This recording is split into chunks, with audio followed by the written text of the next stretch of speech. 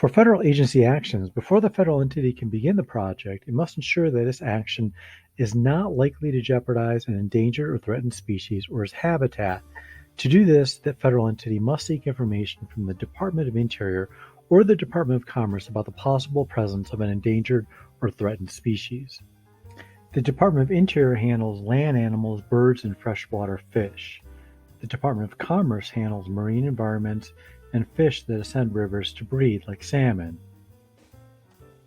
If there is the possible presence of an endangered or threatened species, then the agency must conduct a biological assessment to identify whether the federal action is likely to jeopardize the continued existence of the listed species or result in the destruction or adverse modification of critical habitat. If upon a finding that there will likely be an adverse effect, then the federal agency must explore alternatives, impose conditions, or seek an incidental take permit, which we'll cover in a moment. The only escape clause for the federal agency beyond the incidental take permit is a finding from a high-level government committee allowing it to proceed. The one definitional term you really need to understand is take.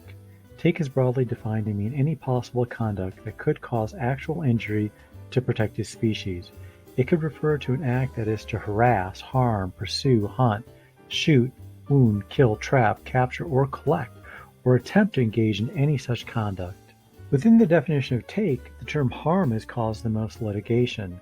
One of our cases goes into this word in detail. On the face of it, the word is meant to include harm to habitat and an actual or imminent injury, but EPA further defined the word to include impacts on breeding, feeding, or sheltering. We'll explore this further in the discussion board.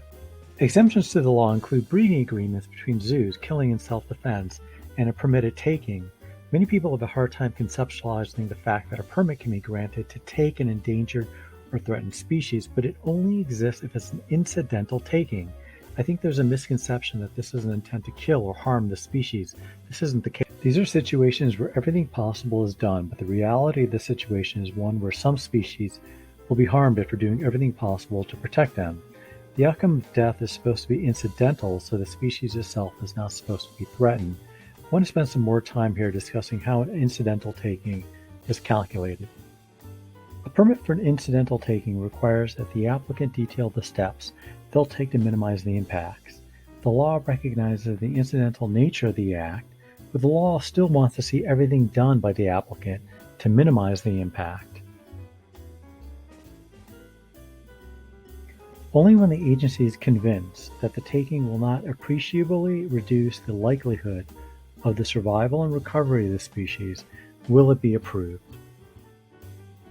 Generally, an incidental taking is calculated and expressed as the number of individuals reasonably likely to be taken or the extent of habitat likely to be destroyed or disturbed.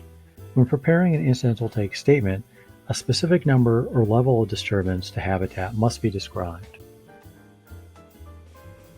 For some species, this can be expressed as an amount or extent. For example, all turtle nests not found and moved by the approved relocation technique will be taken or will die. The take can be expressed also as a change in habitat characteristics affecting the species. For example, for an aquatic species, this can include changes in water temperature or chemistry. A federal agency or private party can seek an exemption for its actions by submitting an application to the Endangered Species Committee, also known as the God Squad. This is a high-level committee composed of the heads of 7 departments. The Secretary of Interior must prepare a report for the committee that lays out all the evidence for the committee to consider. The decision to grant an exemption is a tall order to meet. It requires meeting a 4-part test. 1. There must not be any reasonable alternative.